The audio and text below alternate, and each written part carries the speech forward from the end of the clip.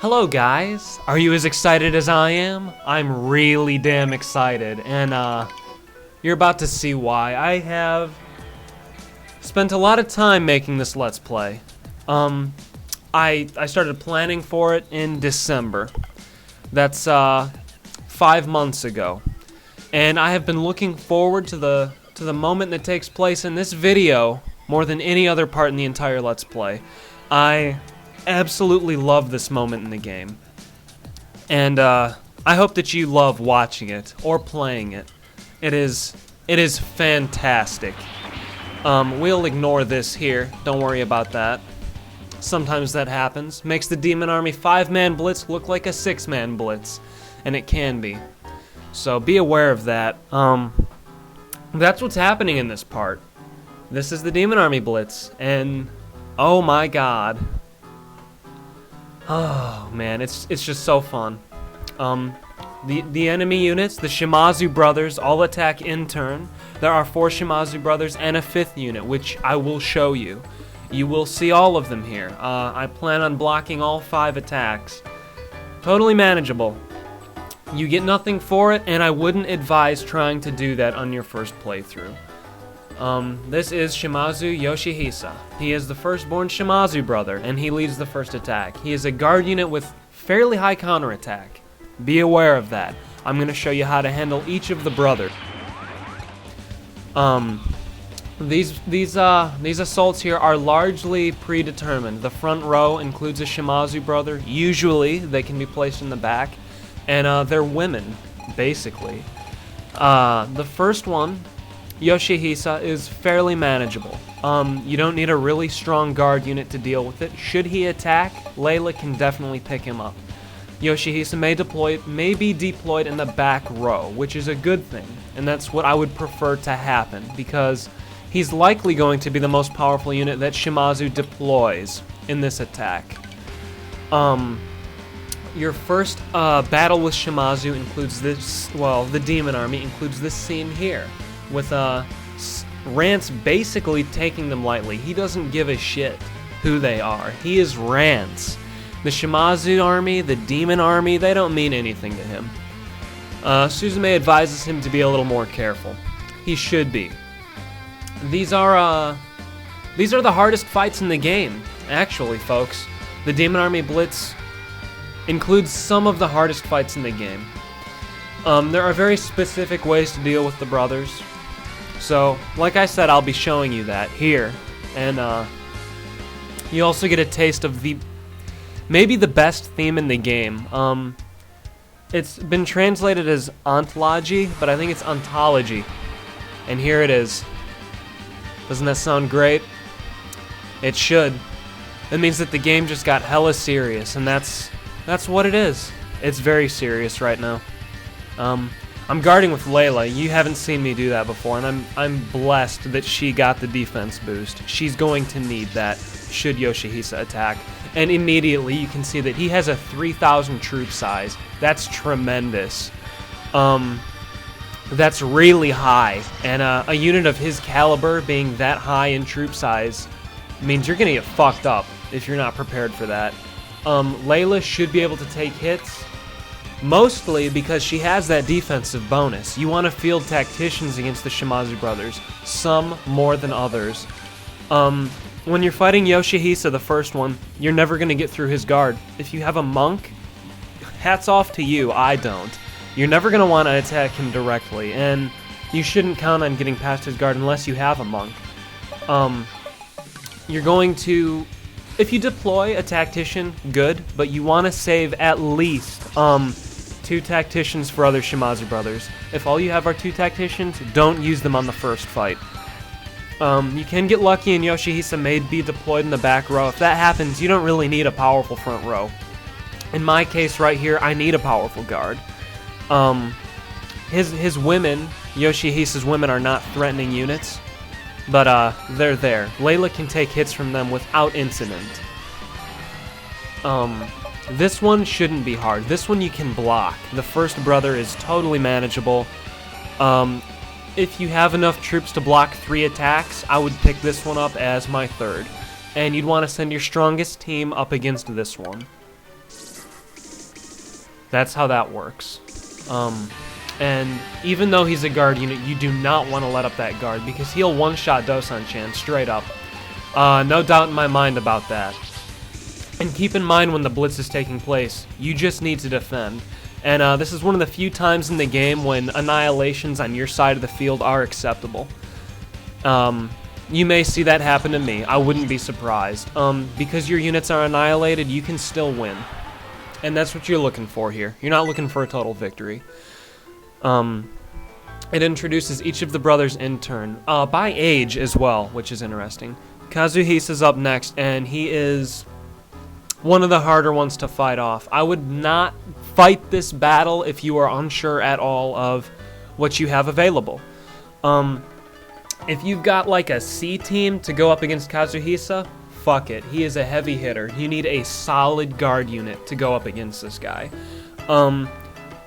Katsui with a defensive arrow boost, that's perfect. Kazuhisa's not really strong, but he has a ton of action flags and he's relentless with them. You need to have a good guard unit for this. Let me think briefly who I'm going to field. Katz is going to be on hold. Maida's going to take this one like a fucking champ. Ando's going to go to this one. Maria's going to wait. Notori's going to field this one. Gonko can go to this one. I'm saving I and Taurine for other fights, and I have very specific battles in mind for them. Kenshin is also on standby. If you have I'll explain that when the next fight comes up. But don't use Kenshin on the first two. Do not do that. Renmaru is going to be fielded here. That'll do. You can see Kazuhisa there, 3,000 troops, just like his brother. That's a powerful unit. You don't want to get hit by that. If Renmaru got hit by that right now, guaranteed gone. Maida may be killed from this, actually. He doesn't have a defense arrow. Fortunately, I brought Ando, and I brought him just for this occasion. Guard Shikigamis are vital against the brothers, especially on their first attack. Suzume mentions it briefly in the segment before you're attacking the Shimazu brothers, or defending against them in this case. She mentions that their troop sizes will decrease over time due to people being opposed to join the army. They don't want to fight for the demon army, and that's true. This is the peak. You will see the Shimazu brothers hit. They don't go higher than this. They will not go higher than this.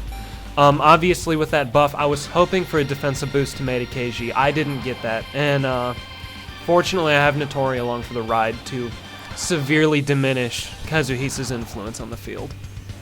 That's important. Renmaru, I'm just gonna let her stand by. I brought her along for what she did at the beginning. And Maida, he just has to hold up long enough here for Ando to get another guard Shiki. Really, that's what I'm relying on here. At this point, a defensive arrow would not save Maida. Fortunately, Kazuhisa's other woman is not attacking, or I would be in some serious trouble. That's fairly obvious. And Kazuhisa is also fast. Odds are, when you're fighting against him, he is going to utilize all of his action flags. Don't be surprised when that happens, and don't be surprised when a strong guard unit like Maida Keiji falls to that pressure. I don't think that Diviner's gonna get a hit off. I just attacked him anyway. The buff wouldn't have really helped Maida Keiji, I'm sure. And Maida Keiji will be annihilated here. Hopefully he won't be dead. He will be sorely missed if he perishes. But that's a win. Even though he's annihilated, it's a win. And I'm very, very happy that he didn't die. And it keeps going here. This is the third eldest brother, Toshihisa. He just got done sleeping with this woman here. Interesting. He is the most difficult Shimazu brother to handle if you're unprepared, and the easiest Shimazu brother to handle if you are prepared. I'll explain exactly what I do to deal with him. Remember, he is a 3,000, like his brother's troop size, musket unit. he will one-shot anything you are going to field in your first playthrough. Maybe a 1000 size Katsui with a defensive boon would save you. I would doubt that. He hits really hard and he's really fast. He's gonna go right at the beginning, without fail. Toshihisa usually goes at the very beginning. You can use this to your advantage, and I'm gonna show you how. That's a woman. That's a woman. Toshihisa's subordinate there is a woman. I thought that was a man. Whatever. But as you can see in these sequences here, the Shimazu brothers are taking this fight the same way Rance is, very lightly. That's interesting. Here, you want to deploy a guard unit with enhanced initial guard. And Kouhime does not have the guard paper equipped. I need to give that to her. That's important. This is where the protection paper is vital. Oh my god, it's beyond words. It's so important to have. And I'm gonna show you why. It's easiest to show why through, you know, the combat. I can't explain it as well as I'd like to. You need to field Kenshin along with the guard unit that has the protection paper. And then anything else you wish to deploy is completely at your leisure. It doesn't matter. Because once you've got Kenshin and a guard unit with enhanced initial guard and that guard paper against Toshihisa, you've already won the fight. I mean that. Here I can deploy whatever I want, and I will deploy Kento because I would like a strong hitter. This also plays. This is important, and it's a good scene. Kouhime, because she is going out to the field, the first time you deploy Kouhime, you're going to get this sequence. It finally gives her some closure on her brother, because she knows that he is dead at this point, and she resists this illusion. I like this scene a whole bunch. This is one of my favorite scenes with Kouhime in the game. It's the first time that she cries about her brother's death, and it's a touching scene, I think. And it shows Rance's importance to Kouhime. It shows how important he is to her in this scene here. It's a really good one, and I'm including it here intentionally. I wanted to include Kouhime's scene against the Shimazu Blitz because this is the first time that I'm interacting with the Demon Army. This scene feels appropriate when you're first battling the Demon Army. It's when it's at its most potent. So, there you have it. It's really great, guys, and like I said, I've been looking forward to doing this part of the Let's Play since its conception. It gives me a really warm feeling inside to do this section. Love it. I absolutely love it.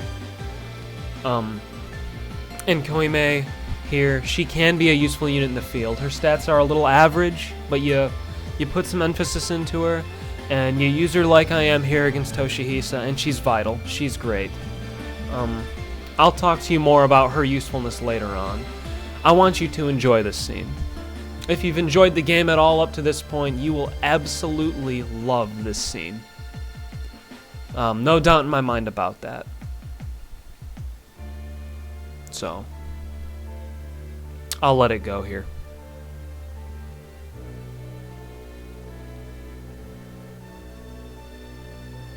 Yeah, he is trying to get chaos from Kouhime. She has access to it, I suppose, because she's close to Rance.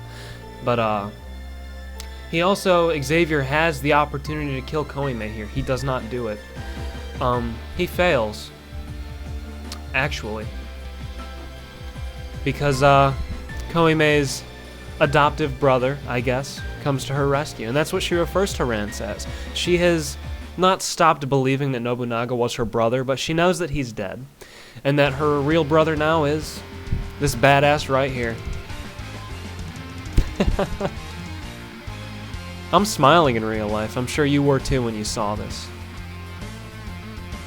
It is so great.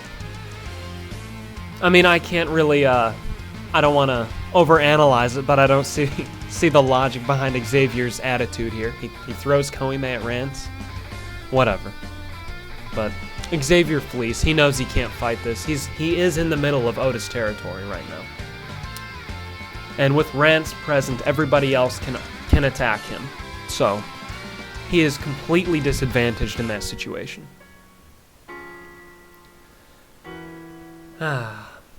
Yep. This is good. Good stuff. But Xavier leaves. Keep in mind, had Rance not been there, and Kentaro is, of course, nowhere to be seen because he's an idiot. I don't want to spoil the scene with speech of Kentaro, though. You know, I wouldn't want to bring him up any more than I have to. But he wasn't present either. So Xavier can move freely among forces of the Oda clan when neither of them are present.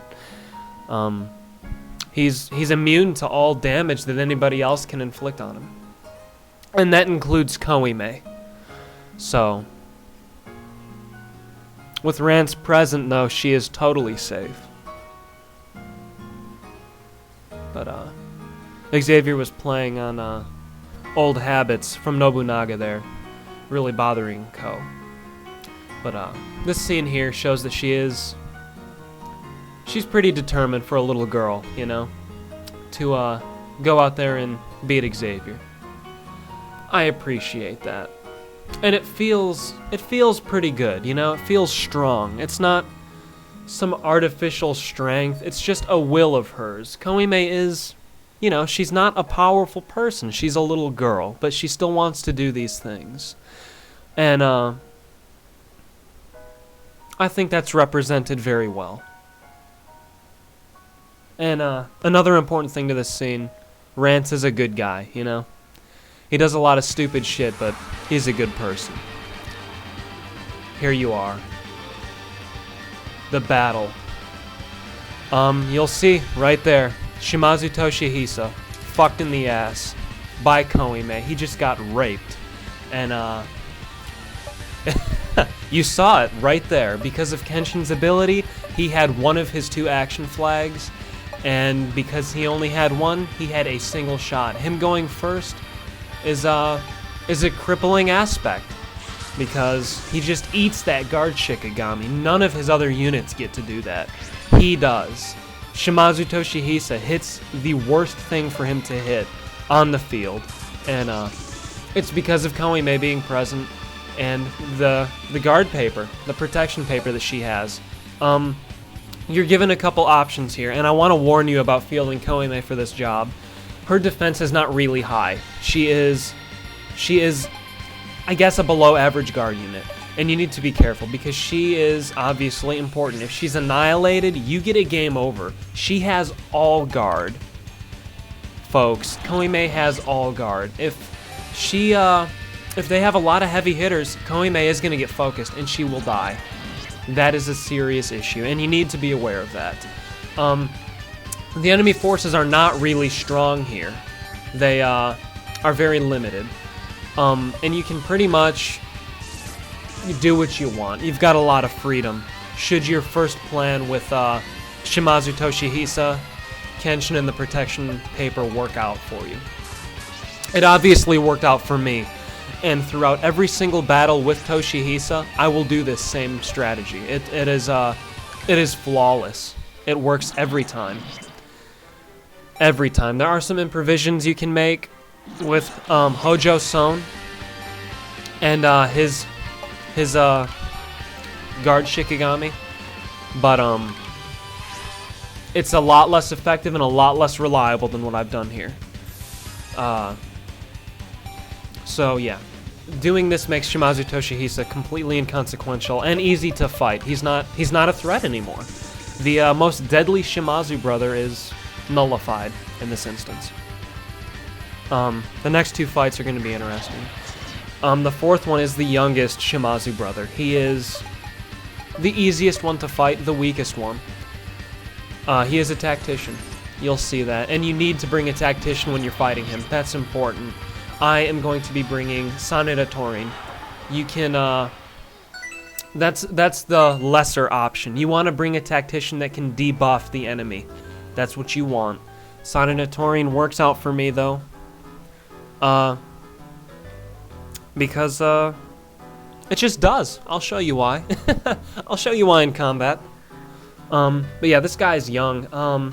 God, he can't be that old. He's got it. I would like to think Iehisa, Shimazu Iehisa is Kouhime's age, Akashi Kazemaru's age. He's got to be in the same group. And he himself spouts several references. I don't know what they are. You'll see them. You'll see his quotes. God, the goggles that he's wearing may in and of themselves be a reference. He's an interesting character. 100 Mega Shock. I'm Shimazu's youngest brother. That's a reference. It has to be. I don't know what it is. Let me know if you do, as usual. But, this fight here against, fuck, I forgot his name. It's not a hard one. You can get away with, this one pretty easily, and I'm going to have Senime being my guard. I need to be careful here because I also need to field some powerful units in the last fight. So, let me look for a moment. Please be patient. I really have... I will field Rance. That's what I'll do. That leaves 7 for the fight after. Fuka, probably a liability, so this will work out. Let's do it. And he is in the front row. Oh, they've got 2 diviners and a guard. This is going to be rough, guys. But Sonata Taurine is going to make this manageable. You watch. I've got full faith in him. Senime didn't get a defense boost. She shouldn't need it. She's buff at this stage in the game. That puts Rance in a bad way. He's gonna stand by. Kentaro blows cock, I guess. I don't know. That's not really a bad thing, but he's a dumbass. Battle strategy. Gonna throw that out there. You can see Sonata Taurine's battle strategy is badass. And that's why you want somebody who is a tactician against the youngest Shimazu brother. He will focus, he will prioritize debuffing your units as opposed to attacking, as opposed to buffing his own troops. And that's a very good thing. You want him to be in that situation at all times. It should be clear what I'm going to do here with Taurine. He's powerful enough to fuck this diviner, and that's what I want him to do. That diviner's got an intelligence boost and no defense boost. Kentaro's intelligence is just atrocious, so it's not surprising he's gone. I really wasn't expecting the 2 diviners there. That's very bothersome, and had Rance been a little shabby, I would have gotten a game over here. No doubt about that. Mind you, I'm not even post-recording this. I'm here right now, and I'm doing this. So, Rance has very little freedom right there. He doesn't have much. He's got a commander charge, and Senime is gonna throw up that all guard, and I'm gonna pray they go to her instead of Rance, because Taurine is not gonna get another go. So that's a loss for me, but I didn't lose any important units, and that's a-okay. I just wanted to show you the field. There you have it. I don't think Kentaro is capable of dying. He's much like Suzume. I'm pretty sure about that. And here is the 5th attack. Someone you haven't met yet. Someone who's very interesting. And the most threatening aside from Toshihisa. She's a tropical woman, a darker-skinned woman, and probably the most attractive dark-skinned woman in the game. She is an Amazon. Agireda. Agireda. There we go. That's the Japanese pronunciation, I hope.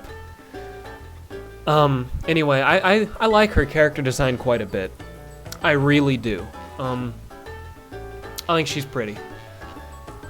She is the 5th Shimazu combatant. 6th if you're like me, and the first attack was made by the Demon Army independent of the Shimazu brothers and before the Blitz, which I skipped. I did not fight that.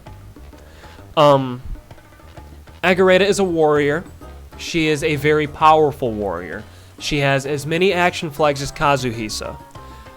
She has a random attack bonus. That's her passive bonus. Chance to enter the field with a random attack boost. That's crippling. That is why you need a tactician if you choose to fight her. Unlike the Shimazu brothers, Agireda is capturable. You can capture her, and it's really beneficial to do that at the end of the game. If at all possible, you want to full deploy against Agireda and annihilate her unit and bring her into your army. That is something that you definitely want to do. It's important. But yeah, they don't allude to this woman at all being in the game. She has had a relationship with each of the Shimazu brothers at different times. She despises them, but she loves them. It's one of those relationships. Her role changes in different routes, and she has 2 age scenes. We'll go into those in more detail later on. But she's a great unit, scary as fuck to fight on the battlefield. She may even have a larger troop size than the Shimazu brothers. I'm unsure about that, however. I've saved some of my best units to fight against her with, very intentionally. So, that's coming up here, and you want to do that. If you want to fight her at all, I would recommend dodging her. I would not fight her on this Blitz. I would not do that, because she is so powerful. She truly is one of the most powerful units in Shimazu. Right up there with the brothers. And there she is. Fortunately, she doesn't come with a full 6 group, because if she did, I might be in trouble. And thank God Katsui has a guard boost. That is perfect, folks. And she still hit him for that much damage. That's pretty severe. Calling that out right now. Souun's gonna fuck this ninja. That's what he's best at. Cats can hold up against Agireda because of that defensive arrow, and because he's such a good unit. And that's why I saved him for here. He is also a very viable option if you are deploying against Kazuhisa. Cats is one of the units you'd want to field there. My intentions have changed. I wanted to annihilate Agireda here. I realize that that may not be realistic, but I think it may still be. So we'll see how that plays out. Yeah, and I saved I for this because Taurine cannot remove stats. He doesn't have the ability to do that. He can boost his own, but he can't remove the enemies. And Agireda's force becomes significantly less once her ability to do that is removed. Once her attack boost is removed, she has much less of a presence, and cats can hold up against their whole front row. Also, Souun is a really good backup if something horrible goes wrong. You've got that guard Shiki to use against Agireda. That was also not a chance on my part. That's another reason I deployed him here specifically. Suzume still, she doesn't have a really strong presence because of what she is. She's a very weak unit, but again, showing how unbelievably lucky I have been with the assassinations in this playthrough.